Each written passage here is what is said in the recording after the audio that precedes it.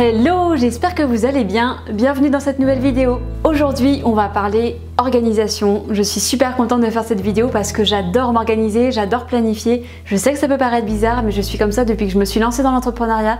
J'étais pas comme ça avant, je vous promets, je sais pas ce qui m'est arrivé.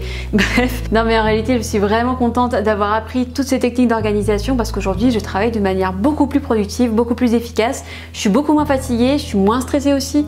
Bref, c'est que du plus. Je me suis munie pour faire ces vidéos de tous mes bouquins de productivité. Je suis vraiment contente, j'adore lire et j'adore lire les livres d'organisation. D'ailleurs, si vous voulez des conseils sur mes meilleurs livres en termes de productivité, développement personnel, entrepreneuriat, n'hésitez pas à me le dire en commentaire, je pourrais vous en faire toute une vidéo parce que vraiment j'en ai lu pas mal. Pour cette première vidéo sur l'organisation, j'ai décidé de vous donner tous mes conseils pour que vous puissiez organiser votre année et la planifier également. Moi, ce qui me rend folle, c'est d'avoir des projets, des rêves que je ne réalise jamais, et c'est pour ça que j'ai mis en place cette méthodologie pour réaliser vraiment tous les projets qui me tiennent à cœur. C'est parti, on commence.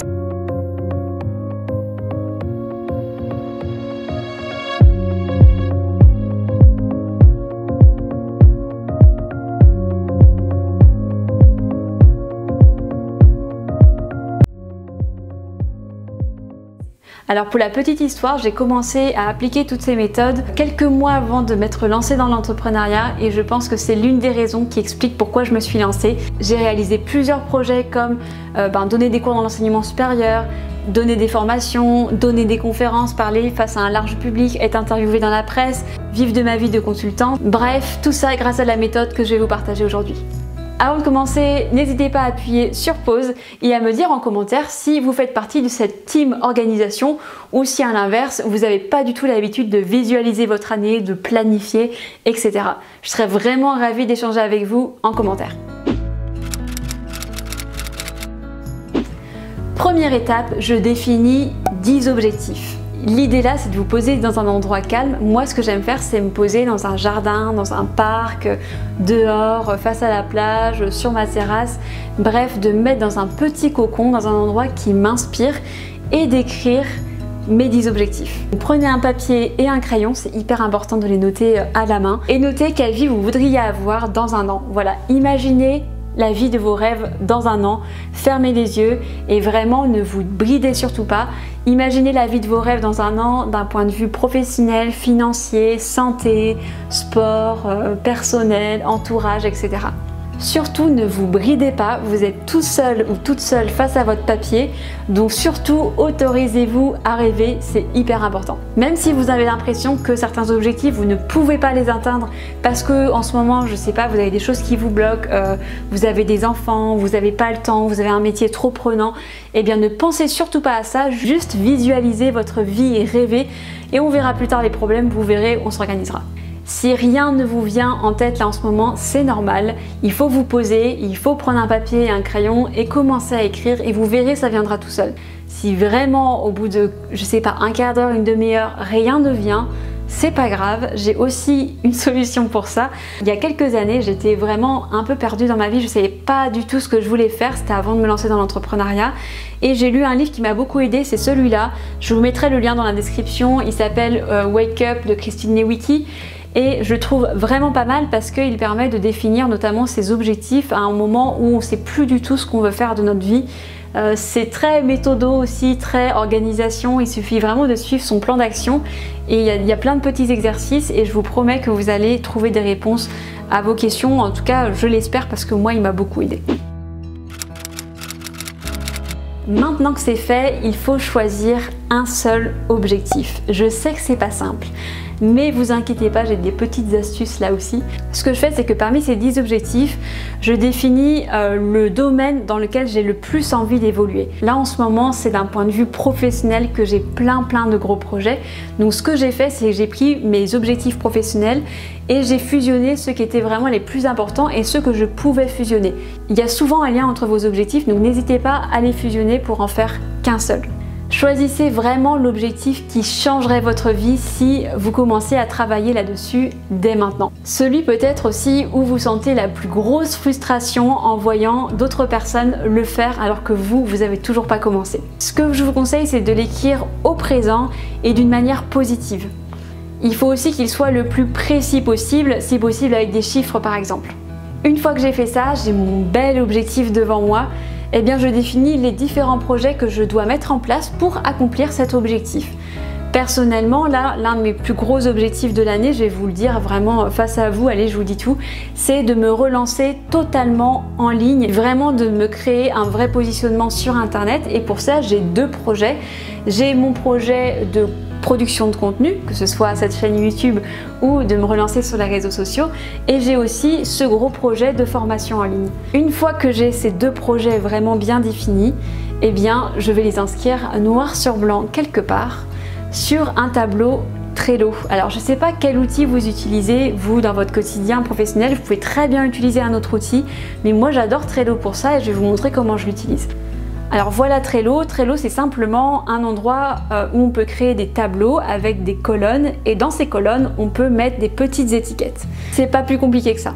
Ce que je fais c'est que je crée un tableau Trello par projet. Admettons j'ai comme projet d'écrire un livre, je vais créer un tableau, écrire un livre sur nanana. Bien sûr j'essaie d'être la plus précise possible.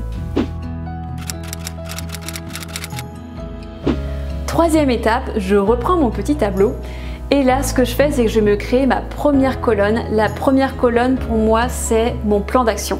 Donc j'ai bien mon projet en tête en lien avec l'objectif que je souhaite atteindre et je vais définir maintenant toutes les tâches que je dois accomplir pour réussir à créer ce projet-là et donc pour accomplir mon objectif. Et je dis bien toutes les tâches, essayez d'être le plus ou la plus précise possible. C'est hyper important. Je vous montre un exemple. Admettons, je dois écrire un livre, donc je me crée une colonne plan d'action, comme je vous l'ai dit, et je vais définir toutes les tâches que je dois accomplir pour écrire ce livre, tout simplement. Première étiquette, par exemple, interroger des personnes de mon entourage sur le sujet pour avoir des premiers conseils et m'imprégner du sujet. Vous voyez, je suis vraiment très précise dans les tâches, j'essaie vraiment de les détailler au maximum. Ensuite, ça peut être par exemple faire un benchmark, c'est-à-dire une analyse des concurrents pour m'inspirer des tendances actuelles. Ça peut être aussi faire un questionnaire pour sonder ma communauté. Un point aussi sur travailler mon positionnement, c'est-à-dire pour qui je vais écrire ce livre-là. Bref, je mets toutes les tâches dans cette liste Trello. Et ce que je fais aussi, c'est que dans chaque tâche, je mets tout ce qui me passe par la tête. Ça peut être des liens, ça peut être des fichiers PDF, des photos, du texte. Bref, je mets toutes mes idées. Comme ça, je sais que tout ce qui est en rapport avec ce projet-là, il est sur ce tableau. Et ce que j'aime bien faire aussi, c'est qu'à chaque fois que j'accomplis une tâche, je mets la date à laquelle j'ai accompli la tâche sur l'étiquette et ça me permet de la valider et donc elle est inscrite en vert sur mon tableau Trello, ce qui est plutôt pas mal. J'aime bien aussi afficher mon tableau sous forme de calendrier et comme je vois les différentes dates avec les tâches sur lesquelles j'ai avancé, ça me permet de savoir à peu près à quel rythme j'avance.